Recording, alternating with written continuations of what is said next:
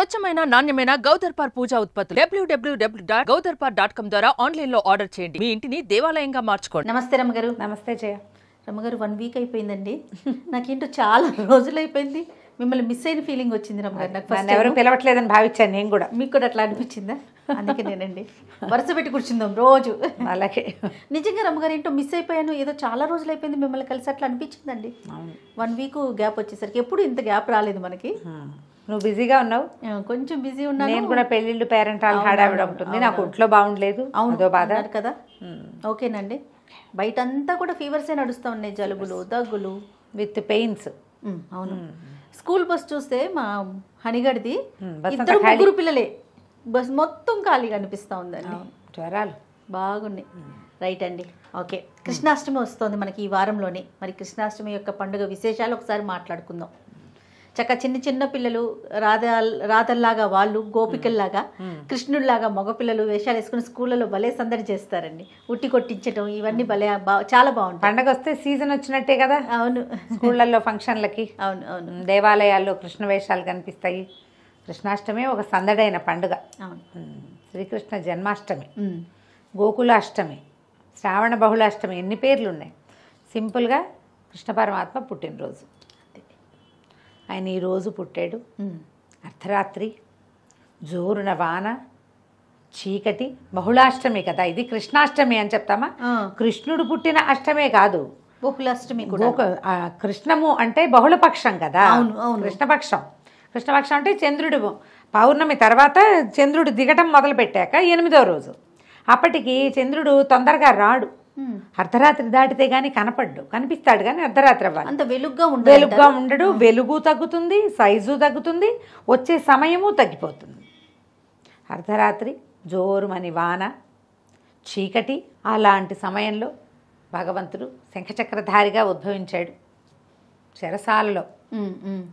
ప్రతిసారి కృష్ణుడి జననం గురించి తలుచుకుంటే ఒళ్ళు పులకరిస్తుంది. అవునండి.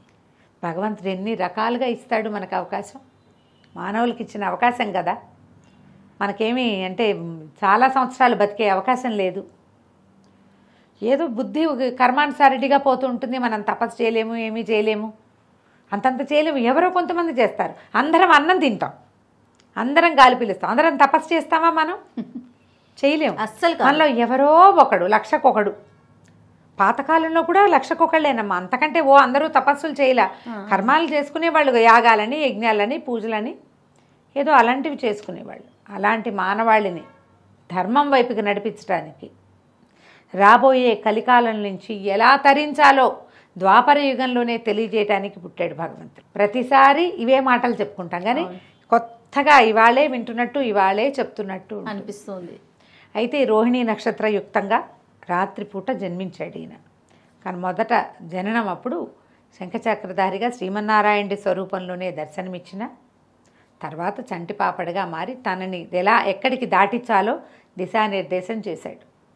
అందుకని ఈ రోహిణి నక్షత్రము, అష్టమి, అర్ధరాత్రి పూట, రాత్రిపూట ఉన్నప్పుడే మనం ఈ గోకులాష్టమిని జరుపుకోవాలంటారు. ఇందులో ఏవో కొన్ని సిద్ధాంతాలు ఉన్నాయి. సిద్ధాంతం ప్రకారం పూర్వ సిద్ధాంతము, దృక్ సిద్ధాంతము, 2 సిద్ధాంతాలు చెప్తారు. పండుగలు అవి నిర్ధారించడం ఎట్లా, దేవాలయ విధానం అంతా పూర్వ సిద్ధాంతం మీద నడుస్తుంది. సాధారణంగా పండుగలు, జాతకాలు చూసేటప్పుడు అప్పుడు దృక్ సిద్ధాంతాన్ని ఫాలో అవుతారు. జనరల్ మన పండుగలన్నీ దేవాలయాలతో అటాచ్డ్గా ఉంటాయి. దేవాలయంలో ఏది చేస్తే మనం అది చేసుకోవాలనుకుంటాం. పాతకాలపు క్యాలెండర్లు కనుక మీరు గమనిస్తే, ఈ కాలం క్యాలెండర్లలో రాస్తున్నారో లేదో తెలియజేయ. నేను చెప్పడానికి చాలా సిగ్గుపడుతున్నాను కానీ నేను ఇంటర్నెట్ తాలూకు క్యాలెండర్ మీదే డిపెండ్ అయి ఉంటున్నా. ఎక్కడైనా గోడకు తగిలించిన వెంకట్రామ క్యాలెండర్ లేదు పాపం, నాకు ఈ మధ్యకాలంలో దొరకలేదు. దొరక్క నెట్లో చూస్తూ ఉంటాం.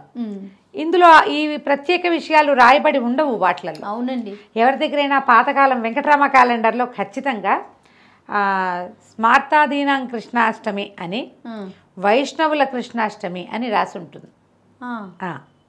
స్మార్తుల సిద్ధాంతం వేరు, వైష్ణవుల సిద్ధాంతం వేరు. వైష్ణవులకి మిగులు ఉండాలి, అది లెక్క, తగులు మిగులు అంటారు. పాత క్యాలెండర్లలో ఏకాదశులు కూడా స్మార్తుల ఏకాదశి, వైష్ణవ ఏకాదశి అని రాయబడి ఉండేది. అలాంటి ఒక పద్ధతి ఇప్పుడు నడుస్తోంది. ఇప్పుడు మనం ఈ సంవత్సరం మన పండగలన్నీ ఇంచుమించుగా చిన్న కన్ఫ్యూషన్ తోటే నడుస్తున్నాయి. అవునండి. 6వ తారీఖు రాత్రి, రేపు వచ్చే 6వ తారీఖు రాత్రి రోహిణి నక్షత్రము ఉంది, అష్టమి ఉంది కాబట్టి 6వ తారీఖు సాయంకాలం మనం కృష్ణాష్టమి జరుపుకోవాలి. ఓకే. 7వ తారీఖు వైష్ణవులకి మిగులు ఇంపార్టెంట్ కాబట్టి వైష్ణవులు కొన్ని సంప్రదాయాలని అనుసరించే వాళ్ళు మాత్రమే 7వ తారీఖు చేసుకుంటారు. ఇదే కన్ఫ్యూజన్ ఈ సంవత్సరం చాలా పండగల్లో మనకి కనపడుతుంది. కన్ఫ్యూజన్కి ఏముంది, కృష్ణాష్టమి జరుపుకోవడానికి మనం పగలు ఉపవాసం ఉండాలి, అది నియమం. పగలు ఉపవాసం, సాయంకాలం కృష్ణ పూజ, సాయంత్రం చక్కగా అన్ని రకరకాల పదార్థాలు చేసుకుని ఎన్నో రకాల భోగాలు, కరకరలు, మురుకులు, చెక్కిలాలు, చేగోడీలు అవి కూడా చేస్తారు. మనకంటే మా తమిళనాడు సాంప్రదాయ వైపు చాలా విశేషంగా చేస్తారు. చిన్న చిన్న కృష్ణపాదాలు వాకిట్లోంచి ఇంట్లోకి నడిచేస్తున్నట్టుగా వేసుకుని తులసి దగ్గర లేకపోతే ఇంట్లో నట్టింట్లోనో చిన్న ఉయ్యాల ఏర్పాటు చేసుకుని అందులో ఒక కృష్ణ ప్రతిమని శయనింపజేసి కృష్ణ పూజ చేసుకుంటారు. కృష్ణ ప్రతిమ నిలబడిన వేణుగోపాలుడు, గోవుకృష్ణుడు, వెన్నముద్ద కృష్ణుడు, పారాడే కృష్ణుడు, ఎవరిన ఏదో ఒక ప్రతిమని, కృష్ణ ప్రతిమలు లేకపోతే ఒక ఫోటో, ఒక పటమైన కృష్ణ ప్రతిమని పెట్టుకుని కృష్ణాష్టకం లాంటివి చదువుకోవచ్చు, భగవద్గీత పారాయణ చేయొచ్చు, భాగవతంలోని కొన్ని ప్రత్యేక ఘట్టాలు, కృష్ణుల లీలలు తెలియజేసే వాటిని కూడా చదువుకోవచ్చు. చాలామంది ప్రసాదాలు చేయటంలోనూ ఉయ్యాలూపటంలోనూ బిజీగా ఉంటారు. నేను కృష్ణాష్టమంతా కృష్ణాష్టకమే చదువుకుంటా, పొద్దునుంచి సాయంత్రం దాకా అదే. వసుదేవసుతం దేవం కంసచాణూరమర్దనం దేవకీ పరమానందం కృష్ణం వందే జగద్గురుం. వినటానికి ఎట్లా ఉంది అసలు, ఎంత బాగుంటుందో. పొద్దునుంచి రాత్రి దాకా పడుకునేదాకా ఏదో ఒక శ్లోకం అలా నడుస్తుంటుంది. 8 శ్లోకాలు ఉంటాయి. ఎవరికి వస్తే వాళ్ళు చదువుకోండి, ఎవరికి రాకపోతే ఇప్పుడు నన్ను విని నేర్చేసుకోండి. ఒక్క శ్లోకం నేర్చుకుని చదువుకున్నా చాలు. 8 శ్లోకాలు ఇది చదువుకోవటం. చక్కగా ఏదైనా 4 రకాల పువ్వులతోటి చేసుకోగలిగినన్ని ప్రసాదాలతోటి ఈ కృష్ణాష్టమి నాడు ఏం చేస్తారంటే విశేషంగా పాలు, పెరుగు, వెన్న, ఆయనకి ఇష్టం కాబట్టి అటుకులు, బెల్లము, శొంఠి పొడి, తర్వాత ఇంకా మనం చేయగలిగే కరకరలు, పిల్లలు తినే ఆహారం కింద. ఏంటి రమ్మగారు, సొంటి పొడా? శొంఠి పొడి, సొంటి పొడి శొంఠి పొడి దంచి శొంఠి బెల్లం లేదా శొంఠి పంచదార కలిపి పెడతారు నివేదన. ఇది ఇప్పుడు ఇవిడ కన్నది కదా దేవకీదేవి, బాలింతరాలకు పెట్టే ఆహారం, పిల్లలకు పెట్టేది, బాలింతరాలకు పెట్టేది. కాయపొడి ఒకటి చేస్తారు, ఇప్పుడు కాయం చేస్తారు, శొంఠి పొడి. కాయం మనం చేసుకుంటాం కదా, పిప్పలి మూలం అంటారు, మోడి అంటారు, కట్టెకారం అంటారు, ఇన్ని పేర్లు ఉన్నాయి దానికి.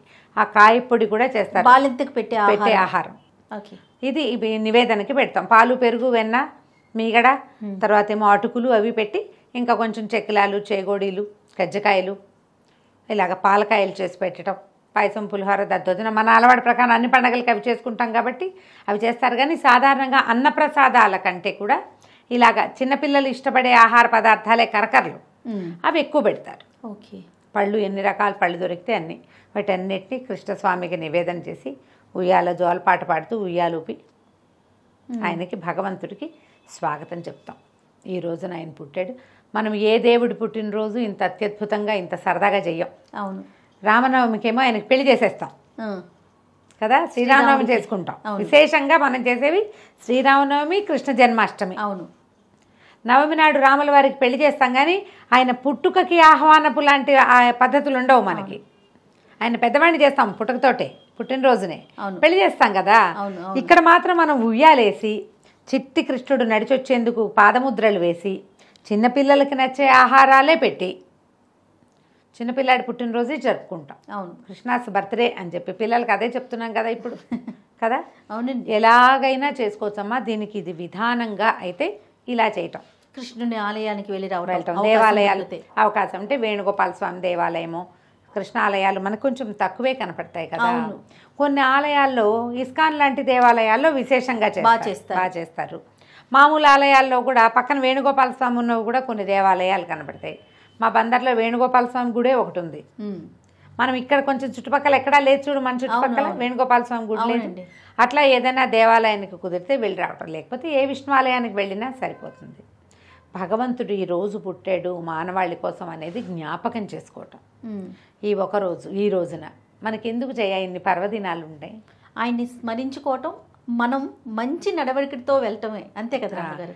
ఈ రోజున మీరు తినకూడనివి తినద్దు, తాకూడనివి తాగద్దు, మాట్లాడకూడనివి ఏవి మాట్లాడద్దు, పోట్లాడుకోవద్దు, భగవంతుడు పుట్టాడు మన ఇంట్లో ఒక చంటి బిడ్డ పుడితే మనం ఎట్లాంటి ఆనందోత్సాహాలతో ఉంటాము, ఎంత హర్షాతిరేక ఉంటుంది మనకి, అది ఉండాలి. ఆయన పుట్టినరోజు కాబట్టి ఇప్పుడు ఆయన వల్లే మనకి మనుషులు అంటే ఏమిటి అనేది తెలిసింది కదా, ఏమిటి మన జీవితం అనేది. భగవద్గీత లేకపోతే మనకేం తెలుసు, అసలు ఏమీ తెలియదు. మన మూలం కదా రమ్మగారు, మన మూలం అదే కదా. ఆ మూలానికి మూలకారకుడైన భగవంతుడు పుట్టినరోజుగా జ్ఞాపకం పెట్టుకుని ఆ భావనతో భగవత్ ప్రసాదం ఈరోజు లభించింది. మన ప్రసాదం లభిస్తే ఇస్తాం కళ్ళకద్దుకోమా? అవును. శ్రద్ధతో, భక్తితో, అత్యంత ఆసక్తితోటి అదేవిధంగా ఈ రోజుని మనం పర్వదినంగా జరుపుకుందాం. చక్కగా పూజ చేసుకోండి ఎవరి ఇళ్లలో వాళ్ళు. ఎక్కడైనా పేరెంటాలకు పిలిచి కృష్ణుడు, మా ఇంట్లో కృష్ణుడికి ఉయ్యాలు వేసామని పిలిస్తే అక్కడికి వెళ్ళండి. ఇటీవల కాలంలో ఎవరు పిల్లలు ఆ మధ్య అంతా పిలిచేవాళ్ళు, కానీ కోవిడ్ మనని బాధించేసింది చాలా. అవునండి, అవును, చాలా విషయాలకు దూరం చేసింది. అందులో ఈ కృష్ణ జన్మాష్టమి పేరెంటం ఒకటి. ఇది వరకు వెళ్తుండేదాన్ని నేను, వెళ్ళి ఎక్కడో చోట ఓ జోలపాట పాడొచ్చి సంతోషంగా ఉండేది. ఓకే, ఇప్పుడు అది కొంచెం తక్కువగా ఉంది. చక్కగా మీ ఇంట్లోనే కృష్ణుడికి 4 పాటలు పాడుకోండి, 4 శ్లోకాలు చదువుకోండి, ఏదైనా చదవండి, భాగవతమో భగవద్గీతో ఏదో ఒకటి చదువుకుని జన్మాష్టమిని చక్కగా జరుపుకోండి. ఉట్టి కొట్టడం కూడా చేస్తారు కదా. చేస్తారంటే మనం ఈ కృష్ణుడికి ఆసక్తికరమైన వ్యవహారాల్లో ఇది కూడా చేయటం. మన ఈ మరాఠీ ఆ ప్రాంత మహారాష్ట్ర అక్కడ ఎక్కువ చేస్తారు, మన దగ్గర చేస్తారు. జన్మాష్టమి వేడుకలు దేవాలయాల్లో జరిగితే ఉట్టి కొట్టిస్తారు, కొంతమంది కుటుంబాల వాళ్ళు కలిపి చేసుకుని ఉట్టి కొడతారు. అవునవును, ఆయనకి ఇష్టమని అలా కేరింతలు కొడుతూ. మనుషులు ఎలా అంటే, మనం ఇక్కడ ఒక విషయం బాగా ముఖ్యంగా గుర్తుపెట్టుకోవాలి జయ, అందరు రాజకుమారులు ఎలాంటి వైభవోపేతమైన జీవితాన్ని గడుపుతారు. అవును, ఎట్లాంటి చోట్ల పుడతారు. అవును, ఈయన సాక్షాత్తు భగవంతుడు, చక్రం తిప్పటానికి వచ్చిన మహానుభావుడు చెరసాలలో పుట్టాడే. పుట్టిన రోజు నుంచి ఆయన చంపడానికే ప్రయత్నం జరిగింది ప్రతిరోజు. ఎప్పుడు పుడతాడా అని చూసారు చంపడానికి. అక్కడి నుంచి స్టార్ట్ చేసి ఇక్కడి నుంచి పోయి రాజప్రాసాదంలో పుట్టవలసిన వాడు చెరసాల్లో పుట్టి ఇక్కడి నుంచి పోయి ఎక్కడికో నడిచెళ్ళి దిక్కులైనట్టుగా పశువుల పాకలో పడిపోయాడు. అవును, మట్టి దుమ్ము ధూళి మధ్య పెరిగాడు. అది తక్కువని కాదు, ఆయన స్థాయికి అది తక్కువ కాదు. భగవంతుడి స్థాయి గొప్పది, మానవులలో రాజకుమారుడి స్థాయి గొప్పది. అవును, అక్కడి నుంచి ఇక్కడికి దిగి ఇక్కడి నుంచి ఎక్కడికో దిగెళ్ళిపోయాడు. అవును, ఎక్కడ దిగినా ప్రతిరోజు మరణగండం ఎదురైన ఆయన చాలా ఆహ్లాదంగా ఆనందంగా ఉన్నాడు. ఆయన ఎక్కడుంటే అక్కడ ఆహ్లాదాన్ని పంచాడు. ఆయన కనపడితే చాలనుకునేలాగా ఉంది ప్రపంచం. అవును, ఆయన ఏ ప్రాంతంలో ఉంటే అక్కడ ప్రజలు సుభిక్షంగా ఉన్నారు, సంతోషంగా ఉన్నారు, ఆనందంగా ఉన్నారు. మరి ఇప్పుడు ఆయన్ని చూసి ఏం నేర్చుకోవాలి మనం? ఎక్కడున్నా సంతోషంగా ఉండడు. నువ్వు ఉండు, నీతో పాటు నీ ఉన్న ప్రపంచాన్ని కూడా సంతోషంగా ఉంచాలి. ప్రమాదం జీవితం ఇలాగే ఉంటుంది, ఉంటే ఉండనే.